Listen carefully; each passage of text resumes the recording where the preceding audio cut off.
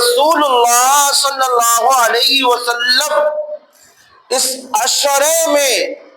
آپ کی محنت اتنی زیادہ ہو جاتی، خود امی جان عائشہ صدیقہ رضی اللہ تعالیٰ عنہ ارشاد فرماتی گئے کہ جب بھی آخری عشرہ آتا آپ صلی اللہ علیہ وسلم اپنے تابند کو مضبوط باندھ لیتے اور مسلسل رات دن نماز پڑھ رہے ہیں، تلاوت کر رہے ہیں، ذکر و اذکار کر رہے ہیں، امت کے لیے دعائیں مانگ رہے ہیں۔ ایقظ اہلہ، آپ خود عبادت کرتے، اپنے گھر والوں کو جگاتے اور عبادت کرنے کے لیے کہتے۔ آپ ان 10 دنوں میں اپنے گھر کو نہیں جاتے، عورتوں سے بتا دیتے کہ ہم نہیں آئیں گے، 10 دن اللہ کی عبادت کریں گے۔ بہت بڑی فضیلت ہے اعتکاف کی۔ اللہ تبارک و تعالی جن احباب کو توفیق دیا ہے وہ قابل قدر، بہت ہی مبارکبادی کے لائق ہیں۔ اللہ ہر ایک کو توفیق نہیں دیتا، جس کسی بندہ یا بندی کو منتخب کر لیتا ہے اس نیک عمل کے لیے قبول کر لیتا ہے۔ جتنے احباب بھی اعتکاف میں بیٹھے ہیں اللہ ان تمام احباب کے اعتکاف کو قبول فرمائے، ان تمام کے دعاؤں میں ہمارا حصہ شامل حال فرمائے۔ اور میں کہہ رہا تھا اللہ نے ہمیں جو یہ عبادت دی ہے، عبادت کا تعلق 2 قسم پر ہے۔ ایک کا تعلق بدن سے ہے جسے عبادت بدنیہ کہا جاتا ہے، جیسے نماز پڑھنا، روزہ رکھنا، کسی غریب کی مدد کر دینا، کسی کو اور طریقے سے اس کی مدد کرنا، یہ بدن سے ہوتا ہے، اسے عبادت بدنیہ کہا جاتا ہے۔ اور ایک ہے عبادت مالیہ، جس کا مال سے تعلق ہے، جسے عبادت مالیہ کہا جاتا ہے، جیسے زکوٰۃ دینا، صدقہ دینا۔ زکوٰۃ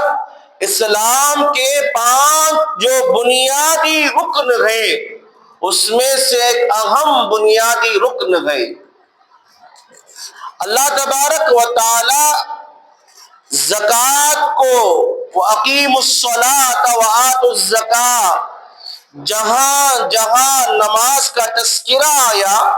اللہ اس کے بالمقابل زکوٰۃ ادا کرنے کو کہہ رہے ہیں۔ اب زکوٰۃ کون ادا کر سکتا ہے، کون نہیں ادا کر سکتا، شریعت نے اس کا اصول ہمیں بتلایا ہے۔ صاحب نصاب اگر اس کے پاس اتنا مال ہے، اس کی مقدار زکوٰۃ تک پہنچ گئی، وہ زکوٰۃ نکالے گا، زکوٰۃ ادا کرے گا۔ اگر کوئی آدمی ایسا ہے جو صاحب نصاب نہیں ہے، ابھی تک اس کا مال اتنی مقدار نہیں پہنچا جتنی مقدار میں زکوٰۃ واجب ہوتی ہے، ایسے بندے پر زکوٰۃ نکالنا واجب نہیں۔ لہذا شریعت میں ایسے بندے کو جو زکوٰۃ نکالتا ہے، جس پر زکوٰۃ واجب ہے، اسے صاحب نصاب کہتے ہیں۔ صاحب نصاب ہر اس شخص کو کہتے ہیں جس کے پاس 7.5 تولہ سونا یا 52.5 تولہ چاندی، جس کے پاس 7.5 تولہ سونا یا 52.5 تولہ چاندی، آج کل کے تول کے حساب سے 86.5 گرام سونا اور 1650 گرام چاندی، جس کسی کے پاس ہو یا اتنی مقدار میں روپیہ ہو، پیسہ ہو، آمدنی کے ذرائع ہو یا منافع آتا ہو، اور ان تمام پر 1 سال گزرا ہو، زکوٰۃ کے ادا کرنے کے لیے 1 سال کا گزرنا شرط ہے۔ اگر کوئی بندہ ایسا ہے سال گزرنے سے پہلے ہی زکوٰۃ ادا کر دیا تو اس کے لیے اور بھی خوشی کی بات ہے، کہ اس کا فرض ادا ہونے سے پہلے عرض کر دیا اللہ اور خوش ہوگا اور نوازے گا۔ اگر کوئی بندہ زکوٰۃ ابھی فرض نہیں ہوئی ہے، رک رہا ہے، کوئی بات نہیں، جب فرض مقدر ہو جائے گا، جب میعاد مقرر ہو جائے گی، اس وقت نکال لے۔ اور زکوٰۃ کے مال پر 1 سال کا گزرنا شرط ہے۔ اب ایسے بندے کو جسے شریعت کی اصطلاح میں صاحب نصاب کہا گیا، صاحب نصاب غور کرے اپنے مال پر، اور جتنی اس کی زکوٰۃ ہے ان تمام کی زکوٰۃ نکالے، اور 100 کا 40واں حصہ، مثلا 100 روپیے زکوٰۃ ہے، اس میں سے 40واں حصہ 2.5 روپیہ۔ اب 1 لاکھ کی زکوٰۃ ہے، 1 لاکھ کا 40واں حصہ 2500 روپیے۔ اگر اتنی مقدار میں پیسے ہیں یا آمدنی کا ذریعہ ہے اور 1 لاکھ 2 لاکھ بڑھتی جائے گی جس کی کوئی حد نہیں ہے، مثال کے لیے بتایا گیا، تو خلاصہ کلام جتنی زکوٰۃ فرض ہے وہ تمام کو نکال کر جو مستحق ہے ان کو ادا کرے۔ عام طور پر لوگوں کا ذہن بنا ہوا ہے کہ رمضان میں زکوٰۃ نکالتے ہیں اور رمضان میں 1 کا ثواب 70 کے برابر بڑھ جاتا ہے اور ثواب ڈبل ہو جاتا ہے، لہذا یہ موسم بہار نیکیوں کا موسم ہے۔ ہر جانب اس مہینے میں اللہ کی رحمتیں برس رہی ہیں، اللہ کی نظر کرم برس رہی ہے۔ سحری کے وقت، افطاری کے وقت، تراویح کے وقت اور انگنت نعمتیں اللہ تبارک و تعالیٰ کی برس رہی ہیں۔ ایسے موقع پر جو حضرات صاحب نصاب ہیں، جن کو اللہ تبارک و تعالیٰ نے صاحب نصاب بنایا ہے، اپنے تمام مال کی زکوٰۃ مکمل عطا کرے، اور جو اس کا مستحق ہے اس کو ادا کرے۔ مسائل میں یہ بات لکھی گئی ہے، آپ نے زکوٰۃ کو نکال لی اور جو مستحق ہے اگر اس تک آپ کی زکوٰۃ نہیں پہنچی، کسی اور کے پاس چلی گئی، جو بندہ صاحب نصاب ہے اسے آپ نے زکوٰۃ دے دی تو آپ کی زکوٰۃ ادا نہیں ہوگی۔ اس لیے سوچ سمجھ کر جو بندہ اس کے مستحق ہے تلاش کرے، غربا کو، رشتہ داروں کو، اعزاء اقارب میں دیکھے، اور جن 10 مصرفوں کو اللہ نے ذکر کیا ہے ان کو تلاش کر کے آپ کی زکوٰۃ ادا کرے۔ حضرات، مال اللہ نے جو یہ دیا ہے یہ دنیا کی زینت ہے۔ اللہ قرآن مجید کے 15ویں پارے میں ارشاد فرما رہے ہیں، المال والبنون زینت الحیات الدنیا، مال، دولت، بیوی، بچے سب دنیا کی زینت ہے۔ یہ ایسی چیز ہے کہ انسان اس مال کے پیچھے پڑ کر اپنے خالق مالک کو بھول جاتا ہے، اپنے پالنہار کو، اللہ تبارک و تعالیٰ کو بھول جاتا ہے۔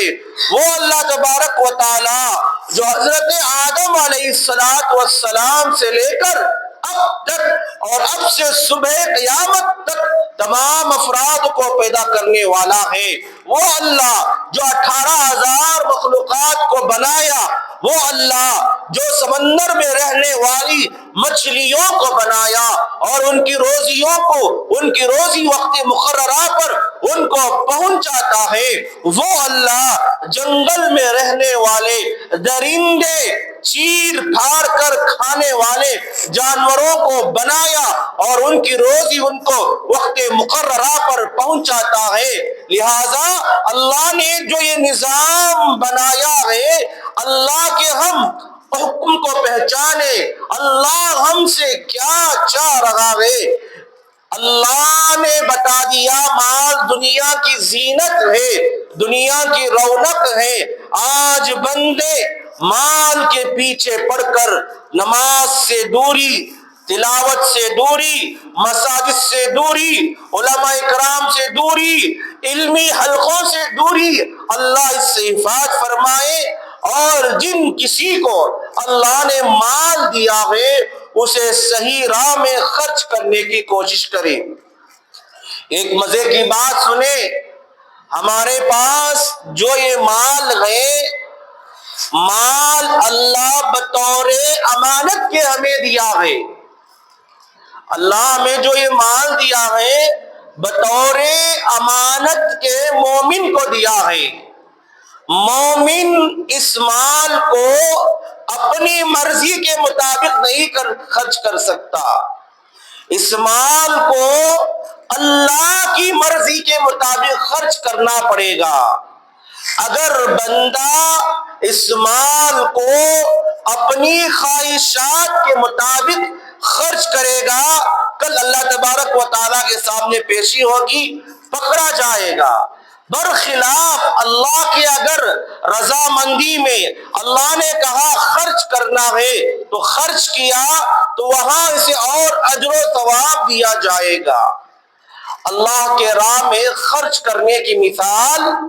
اللہ نے قرآن مجید میں بڑی پیاری آیت نازل فرمائی، مثل الذین ينفقون اموالهم فی سبیل اللہ کمثل حبۃ انبتت سبع سنابل فی کل سنبلۃ مئۃ حبۃ واللہ یضاعف لمن یشاء۔ اس شخص کی مثال جو اللہ کی راہ میں خرچ کرتا ہے اس دانے کی سی ہے جس میں ایک بالی ہوگی، پھر اس میں 7 بالیاں ہوگی اور ہر بالی میں 100 دانے ہوگے۔ واللہ یضاعف لمن یشاء، اللہ جسے چاہتا ہے بڑھا کر دیتا ہے، اللہ اسے روک نہیں سکتا، اللہ دے رہا ہے۔ جو بندہ رمضان میں اپنی زکوٰۃ کو نکالے گا اللہ اسے اور بڑھا کر دے گا، کیونکہ اللہ نے قرآن مجید میں ارشاد فرمایا یمحق اللہ الربا ویربی الصدقات، ہم سود کو گھٹاتے ہیں، ہم صدقات کو بڑھاتے ہیں۔ اور ایک جگہ حدیث مبارکہ کے الفاظ رہے ما من مال صدقہ، جو کوئی بندہ صدقہ دیتا ہے، صدقہ نفل عطا کرتا ہے، اللہ اس کے مال میں کبھی بھی کوئی کمی نہیں کرتے، بلکہ یہ مال اسے بڑھوتری کا اور زیادتی کا سبب بنتا ہے۔ اور مال جو ہے اللہ کے راہ میں وہی خرچ کر سکتا ہے جس کے اندر رحم دلی کا مادہ ہو، جس کے اندر صلہ رحمی کا جذبہ ہو، جس کے اندر اپنے آپ سامنے دیکھنے والے کو پہچان لے کہ یہ میرا بھائی مستحق ہے، جو حضرات صحابہ کی شان ہے وَيُؤْثِرُونَ عَلَىٰ أَنفُسِهِمْ وَلَوْ كَانَ بِهِمْ خَصَاصَةٌ وَمَن يُوقَ شُحَّ نَفْسِهِ فَأُولَٰئِكَ هُمُ الْمُفْلِحُونَ۔ حضرات صحابہ فاقے پر فاقہ گزارتے، چیز اگر رہتی کھانے کے لیے کوئی سامنے والا سائل آ جاتا اور کہتا وہ چیزیں اٹھا کر دے دیتے۔ حضرت انس کا واقعہ دیکھیے، مہمان نوازی کا واقعہ دیکھیے، اللہ ان حضرات کے بارے میں آیت نازل فرماتا ہے بندہ اللہ کی راہ میں اسی وقت مال خرچ کر سکتا ہے جب اس کے اندر رحم دلی کا مادہ ہو، اپنے آپ میں حضور صلی اللہ علیہ وسلم کی جو یہ صفت تھی اگر وہ صفت آ گئی، یہ بندہ اپنے مال کو اللہ کے راہ میں خرچ کرے گا، اپنے بھائی کی جو ضرورت ہے اسے خود محسوس کرے گا، اپنے خاندان میں دیکھے گا، اپنے رشتہ داروں میں دیکھے گا، اپنے پڑوس میں دیکھے گا، اپنے اعزاء میں دیکھے گا کہ فلاں مستحق ہے، تو گویا کہ دوسروں کی ضرورت کو اپنی ضرورت سمجھ کر جب یہ بندہ خرچ کرتا ہے اللہ کے یہاں نیکیاں بڑھاتا جاتا ہے، اللہ اس کے مال میں غائبانہ طور پر برکت دیتے ہیں۔ اور پتہ چلا بندہ زکوٰۃ واجب ہو گئی، زکوٰۃ نکال دیا، اللہ کسی دوسرے طریقے سے اسے اسی طریقے سے مال پہنچائیں گے، وہ آدمی سوچ بھی نہیں سکتا، اس کی جتنی زکوٰۃ کی اس سے زیادہ مقدار میں اللہ اسے مال عطا کریں گے۔ بسا اوقات ایسا نظر آتا ہے کہ زکوٰۃ نکالنے سے مال میں کمی ہو رہی ہے، لیکن جو مال